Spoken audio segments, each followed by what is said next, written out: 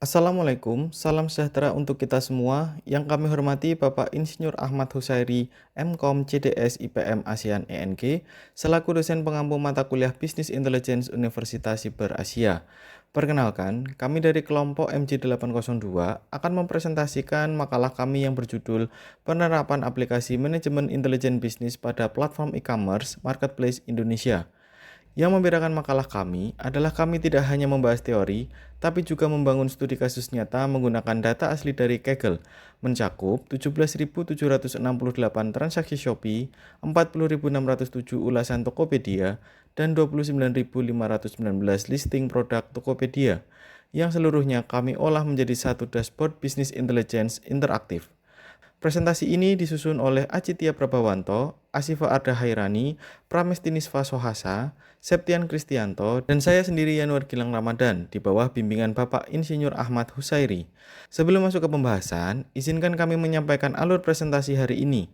Kami akan membahas 6 bagian utama, mulai dari pendahuluan, landasan teori, studi kasus pembangunan data warehouse, hasil analisis data nyata, demo singkat dashboard BI, hingga rekomendasi dan kesimpulan di bagian akhir. Kita mulai dari latar belakang terlebih dahulu.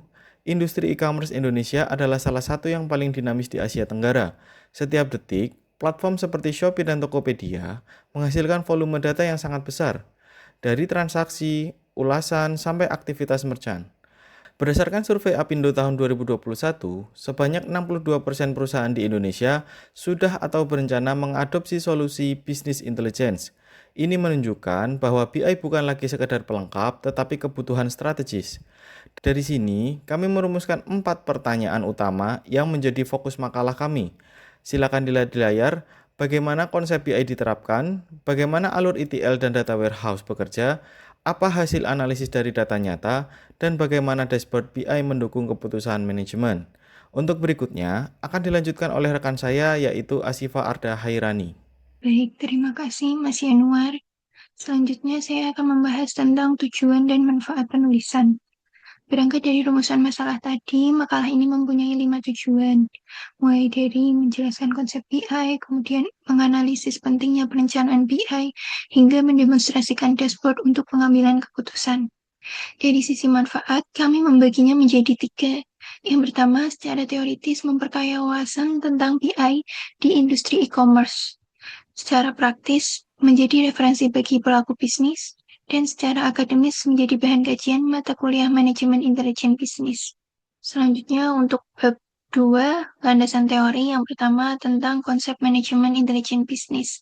Nah, secara konsep, bisnis intelijen itu mengikuti alur 5 tahap yang bisa kita lihat pada layar.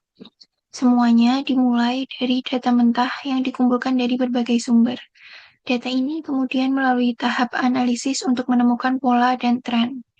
Hasilnya menjadi informasi yang bermakna, lalu disajikan dalam bentuk visualisasi, seperti dashboard dan grafik. Dan pada akhirnya menjadi dasar pengambilan keputusan bisnis. Jadi intinya BI adalah proses mengubah data mentah menjadi keputusan yang actionable, bukan sekedar mengumpulkan angka. Selanjutnya tentang arsitektur dan komponen bisnis intelligence. Nah, untuk mewujudkan alur tadi, dibutuhkan 5 komponen arsitektur. Yang pertama, sumber data. Dalam studi kasus kami, ini berasal dari 3 dataset Kaggle. Kedua, proses ETL atau extract transform load untuk membersihkan dan mengintegrasikan data. Yang ketiga, data warehouse sebagai tempat penyimpanan data yang terintegrasi. Kemudian yang keempat ada OLAP yang memungkinkan kita untuk menganalisis data dari berbagai dimensi seperti slicing, dicing, drill down, dan roll up. Dan yang terakhir, dashboard sebagai antarmuka visual yang kami bangun menggunakan chart.js dengan 7 menu analisis. Selanjutnya untuk bab 3 studi kasus akan dilanjutkan oleh rekan saya Mas Acitia. Kepada Mas Acitia dipersilahkan. Terima kasih Mbak Siva atas pemaparannya mengenai konsep dan arsitektur bisnis intelligence secara teori. Kemudian sekarang kita akan masuk ke bagian studi kasus, yaitu bagaimana konsep tersebut benar-benar kami terapkan pada data yang nyata. Nah, dalam studi kasus ini, kami menggunakan 3 dataset publik dari Kaggle yang sepenuhnya nyata, bukan data simulasi maupun data buatan.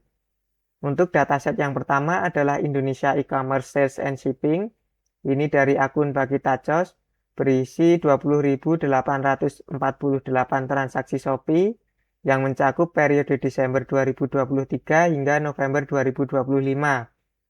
Kemudian dataset kedua adalah Tokopedia Product Review dari akun Farhan999. Ini berisi 40.607 ulasan produk pada tahun 2019. Kemudian dataset yang ketiga adalah Tokopedia Listing 2025 dari akun Panda12.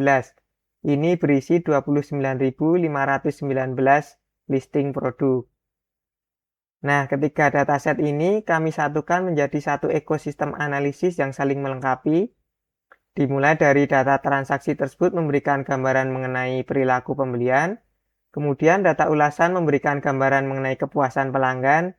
Dan yang ketiga adalah data listing ini memberikan gambaran karakteristik produk yang beredar di pasar. Nah, data mentah dari ketiga sumber tadi tentu tidak bisa kita langsung analisis. Kami perlu mengolahnya terlebih dahulu melalui 4 tahap ETL. Tahap yang pertama adalah ekstrak, yaitu proses pengambilan data. Kami mengumpulkan 24 file Excel bulanan dari Shopee, ditambah dengan 2 file CSV dari Tokopedia. Kemudian tahap kedua adalah transform. Ini di mana kami membersihkan karakter BOM, menstandarkan format tanggalnya, mengonversi data teks menjadi angka, serta membuang baris yang tidak relevan. Nah, selanjutnya di tahap ketiga adalah load, yaitu memuat data yang sudah bersih tadi ke dalam 7 tabel analitik berformat CSV. Kemudian ditambah dengan 1 file Excel terpadu yang berisi 8 sheet. Kemudian di tahap terakhir yaitu query and reporting. Ini di mana data tersebut kami sajikan dalam dashboard interaktif dengan 7 menu analisis. Nah, hasil akhir dari proses ini adalah sebuah data warehouse dengan 7 tabel analitik seperti yang bisa kita lihat di layar. Pertama ada tabel transaksi dengan 17.768 baris, tabel analisis bulanan yang mencakup 22 bulan, kemudian ada tabel kategori produk dengan 20 kategori, ada tabel wilayah yang mencakup 34 provinsi, kemudian ada tabel metode pembayaran dengan 11 jenis. Kemudian ada tabel ulasan sentimen dengan 40.607 baris, dan tabel listing produk dengan 29.519 baris. Nah, kemudian kita akan masuk ke hasil analisis yang merupakan bagian paling penting dari studi kasus ini. Dari total 20.848 pesanan yang tercatat, ini sebanyak 17.768 diantaranya berhasil diselesaikan, atau setara dengan completion rate sebesar 85,2%. Kemudian total revenue selama 24 bulan mencapai 1,045 miliar, dengan rata-rata sekitar 47,5 juta per bulan. Kemudian rata-rata nilai pesanan atau average order value-nya ini berada di angka 58.845. Ini berarti mengindikasikan bahwa produk-produk ini memang menyasar segmen rumah tangga menengah. Kemudian jika kita lihat dari sisi kuantitas, total produk yang terjual mencapai 44.197 unit dengan rata-rata 2,5 item per pesanan. Nah, ini namun ada satu yang perlu menjadi perhatian, yaitu tingkat pembatalan pesanan sebesar 13,6%, atau setara 2.830 pesanan. Angka ini cukup signifikan dan perlu ditelusuri lebih lanjut oleh manajemen. Apakah penyebabnya dari sisi stok, pengiriman, atau perubahan keputusan pembeli. Satu temuan menarik lainnya yaitu bulan dengan revenue tertinggi ini terjadi pada September 2024 yang mencapai 71,2 juta. Nah, kemungkinan besar ini berkaitan dengan momentum peak season pada periode tersebut. Berikut tadi adalah gambaran umum dari studi kasus dan hasil KPI utama yang kami peroleh. Selanjutnya, untuk pembahasan lebih detail mengenai kategori produk dan distribusi wilayah akan dilanjutkan oleh Mbak Mesti.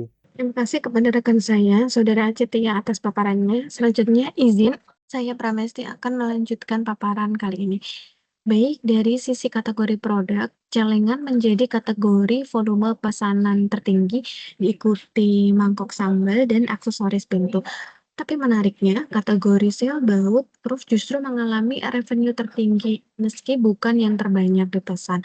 Artinya, produk ini punya harga satuan yang lebih tinggi dan perlu perhatian strategis dalam alokasi promosi. Selanjutnya dari sisi wilayah, distribusi pesanan sangat terkonsentrasi di Pulau Jawa, itu mencapai 71,7% dari total pesanan. Dengan Jawa Barat, Provinsi Jawa Barat sebagai kontributor terbesar yaitu di 32,9%. Ini membuka peluang besar untuk ekspansi ke Pulau Sumatera dan juga ke Pulau Kalimantan. Kemudian, salah satu temuan paling signifikan dalam penelitian kami adalah dominasi metode cash on delivery atau COD yang mencapai 55,3% dari total transaksi, lebih dari separuh seluruh transaksi yang terjadi. Ini mempunyai implikasi besar terhadap manajemen risiko dan juga logistik, karena COD membutuhkan manajemen kas yang ketat. Diikuti oleh ShopeePay sebesar 18,8%, online payment di 14,4%, dan juga ShopeePay Later pada 7%, yang justru menjadi peluang untuk strategi upselling melalui skema Buy Now, Pay Later. Temuan ini menjadi sinyal penting bagi manajemen untuk memperkuat edukasi pembayaran digital kepada konsumen.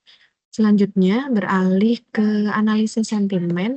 Dari 40.607 ulasan yang kami analisis, 93,2% diantaranya bersentimen positif, dengan rating rata-rata produk mencapai 4,64 dari skala 5. Ini menunjukkan tingkat kepuasan pelanggan yang sangat tinggi. Kalau kita lihat per kategori, pertukangan menjadi sentimen positif paling tinggi sebesar 95,2%. Sementara handphone mempunyai tingkat sentimen negatif tertinggi karena ekspektasi konsumen yang lebih tinggi terhadap produk teknologi. Dari 925 ulasan negatif, keluhan yang paling sering muncul adalah barang tidak sesuai foto, disusul packaging yang kurang rapi, dan pengiriman terlalu lama. Ini menjadi masukan konkret untuk perbaikan layanan merchant ke depannya.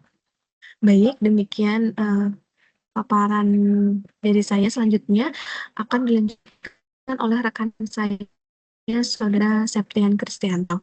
Baik, terima kasih Mbak Pramesti atas paparannya.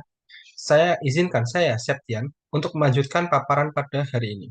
Seluruh hasil analisis yang tadi kami sampaikan, kami rangkum ke dalam satu dashboard Business Intelligence yang interaktif, yang kami bangun menggunakan HTML, JavaScript, dan Chart.js.